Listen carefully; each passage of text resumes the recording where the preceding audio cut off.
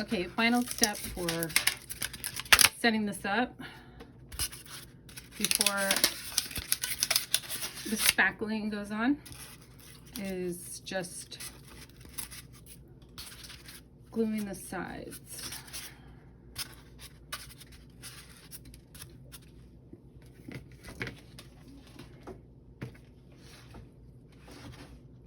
So if I see a gap, I just put a little glue right there.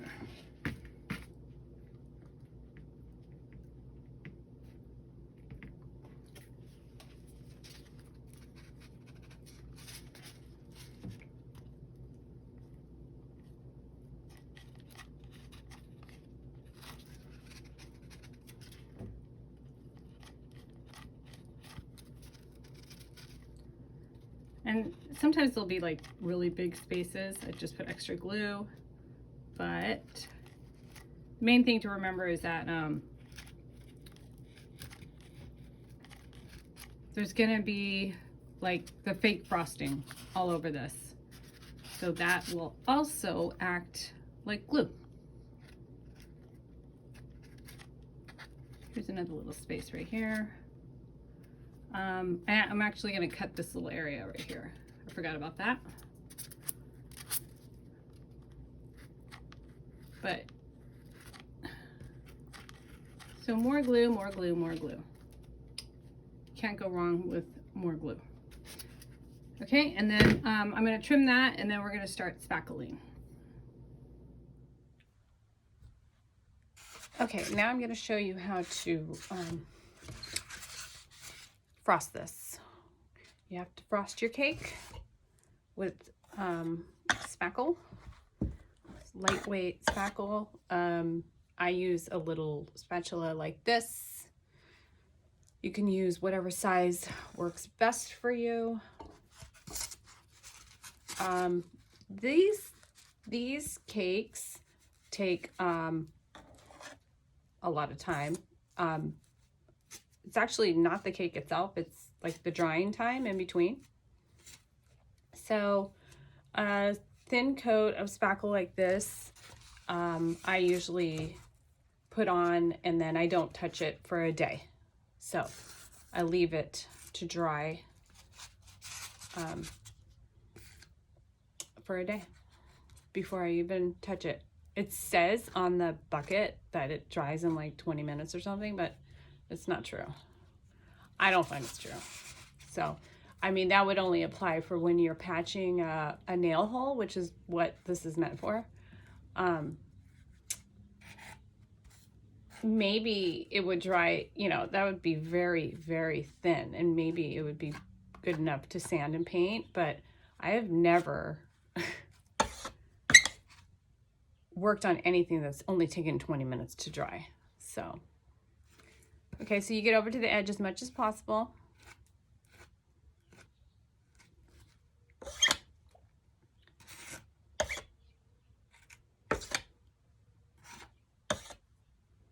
Then you have a comb like this. You can leave this smooth if you want to, or like a rough finish. This is what I would call a rough finish. Kind of like an old-fashioned kind of finish. Or you can use a comb. I use a comb for this particular cake. And then I just comb it. You just drag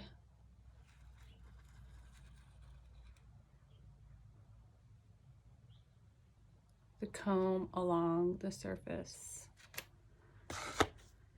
And you can go over it one, like I missed a spot there. I missed a spot, so I'm gonna probably go over it again.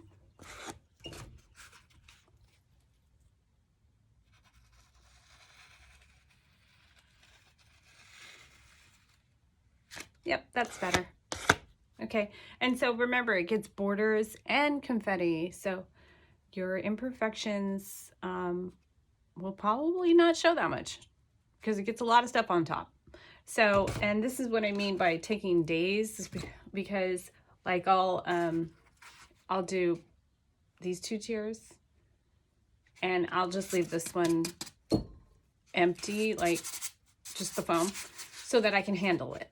And I can twist it around and it's easy to twist. And then I'll go back the next day and then I'll handle it on this side and I'll do the top chair. So, and then I forgot the edge. I probably should have done this first before the comb.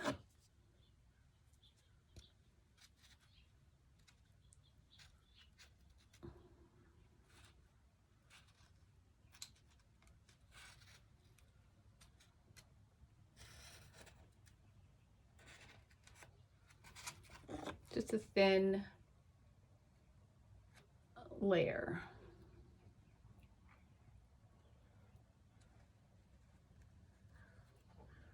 And you go once over like this. And if you have some on the edge, you can just go like this. You just drag your spatula a tiny, tiny bit right on the edge.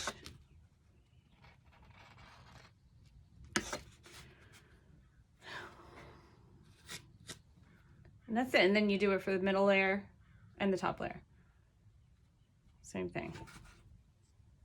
Oh, actually, let me just do it.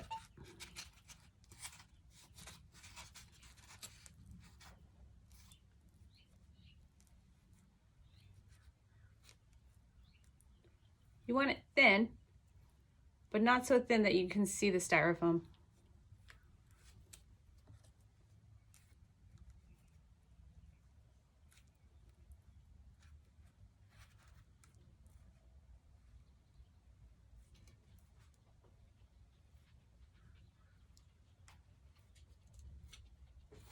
Okay. Oh, my dog is trying to get my attention right now. You're gonna have to wait. You're gonna have to wait.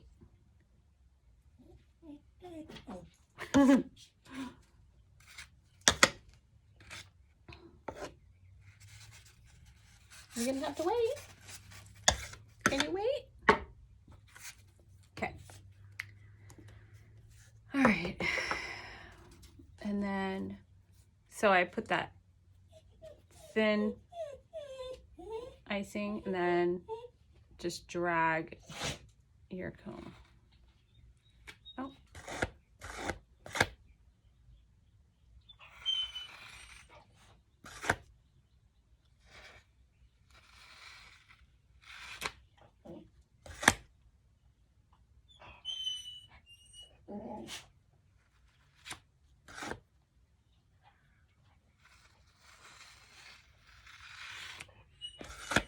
There you go. And you got 2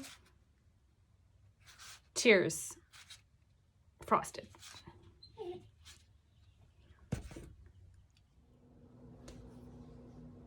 Okay, so now we're gonna do the piping part. And so everything's glued in place, everything's dry. And so you're gonna need white paint and paper confetti. I get this on Amazon. It's just paper confetti, or you can get any kind of confetti or sprinkles. They sell fake sprinkles on Etsy. Whatever you want to decorate the cake with. So these have worked really well for me for like a few years now. I've been buying them. So, and a lot comes in the package and they go a long way. And then you're gonna need a star tip. This is number 32. Sorry, it's a little dirty. Number 32 star tip. Okay. And then your speckle. And so first you're gonna paint, because you're always gonna want to pipe on wet paint.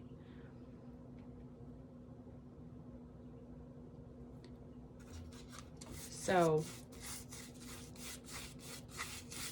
the spackle just sticks better to wet paint. And then afterwards, when you put the confetti on, it also sticks right to the wet paint. So.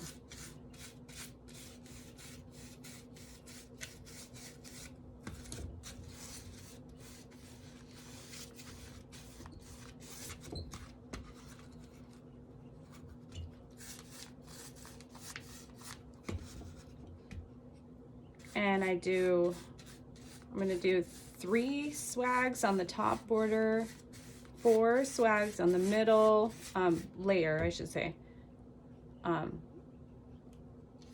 3 swags on top, 4 swags on the middle, and 5 swags on the bottom.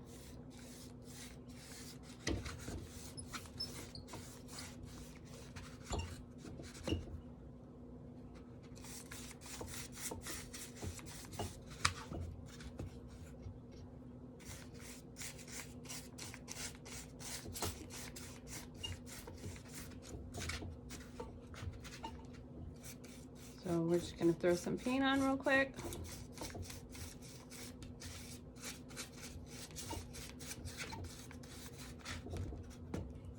This is a really great wall hanging because it has so much going on. So if you have a little bit of imperfections here and there, you could barely notice once all the piping and the confetti is on.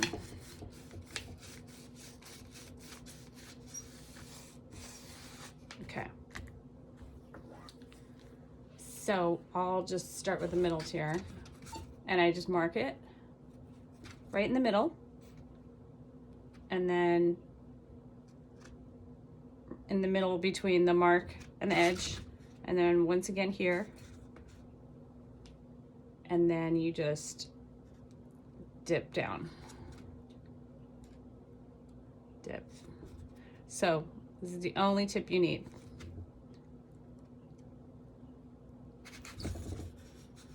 Okay. And for the 5, I just mark it like,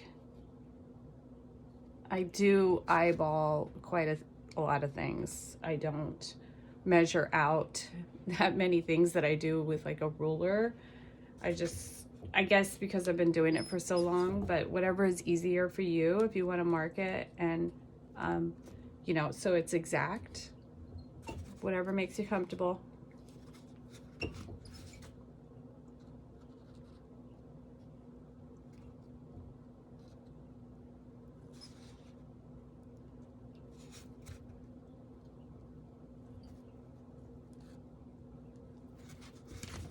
Okay, so then I have 5 swags on the bottom.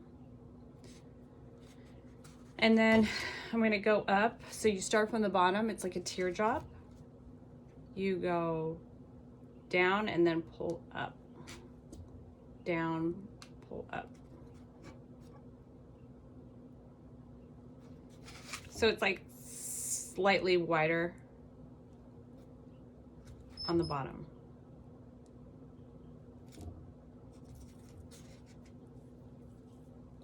And so if you keep the top layer dry, then it's easier to handle.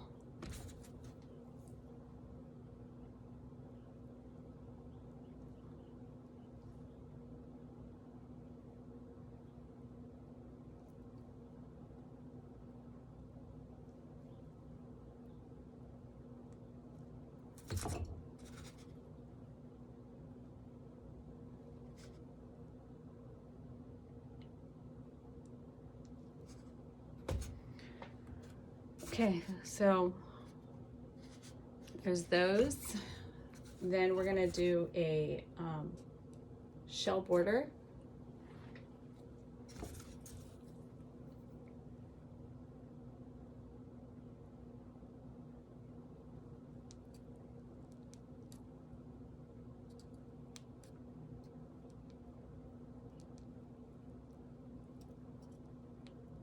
It's like you push it and pull it, push, pull.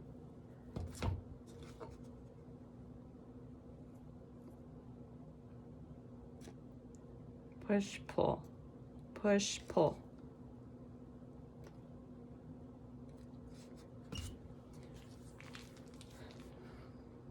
So there's the shell border. Okay, and then you're gonna do the same on the bottom.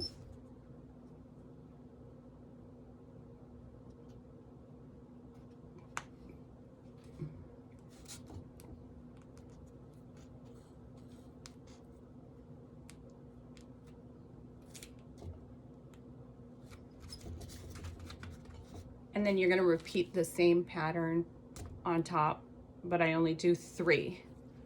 So I just mark it here and here. I'm not going to do it right now. I wanted to show you guys the sides because there is a gap.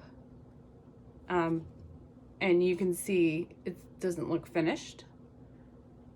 So then I just do a very small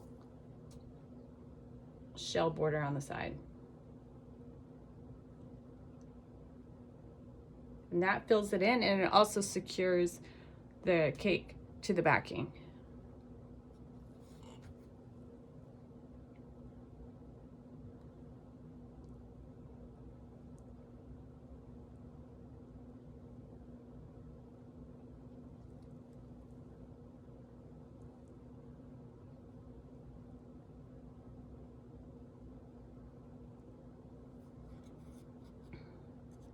Okay, so see how there was a gap and there, now it's all covered up? Looks much prettier. And then you're gonna put the confetti on. There's no top border right here on the edge because there's lots of confetti and you don't really need it. And the confetti just sticks. But after it's all dried, I still end up gluing it a little bit. You can use like a fixative. Or you could just use glue, like tacky glue. I use tacky glue for a lot of different things. I like tacky glue and hot glue, but I don't do the hot glue on the sprinkles. I just use tacky glue. It dries clear. So that's pretty much the decorating part.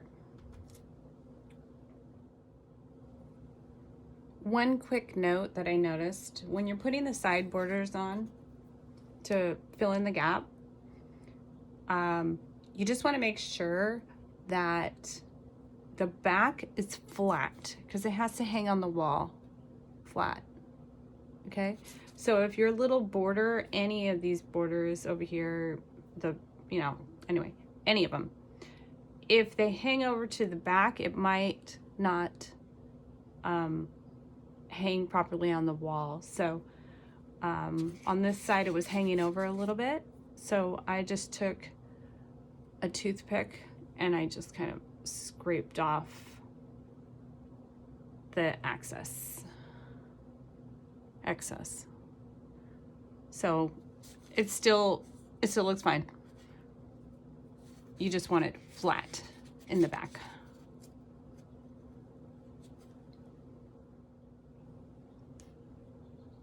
So I painted the top tier and I put 3 tiny rosettes on top, which is just like a little swirl. And then you get your fake cherries and you place them.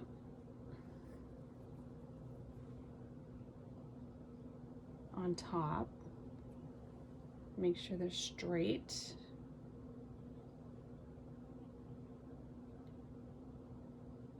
The stems can be facing anyway, it doesn't really matter, as long as they don't you don't want the stems hitting the wall.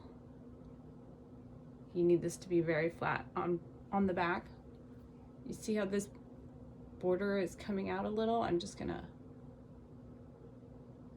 scrape off a tiny bit, like I was talking about before, so that everything is nice and flat, which makes it easier to hang. And so there's the cherries.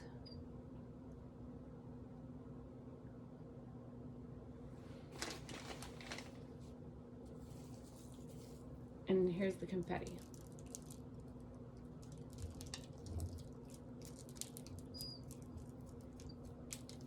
It's a little messy, but it's fun to do.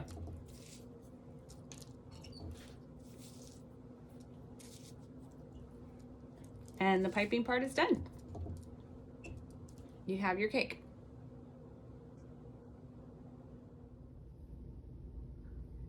Okay, so this is when I put on, when everything is completely finished, then I put on the hook. So I measure it, it's about 4 inches across. I mark halfway, which is right here. And then I also mark 1 inch down, which is that mark I already made. So, and that's where you know where the hook goes. And sometimes I have hooks that go on top, but a lot of these get a sawtooth hook. And then I line it up.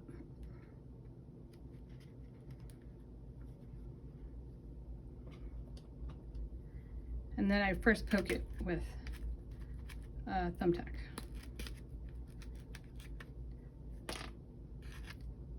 Make the holes. Then I put it back on with the little nails that it comes with, tiny little nails. And I put them in the hole.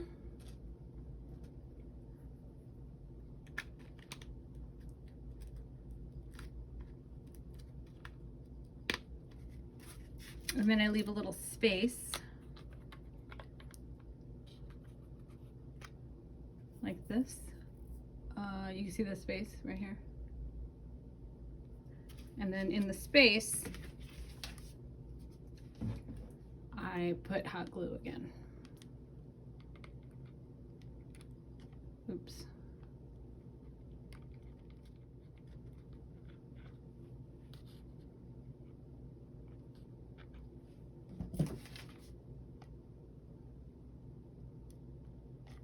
Okay, then it like drips into the space. Then I push it with the back end of the thumbtack so I don't get it on my fingers. I'm sure if you've been crafting long enough, you know what that feels like.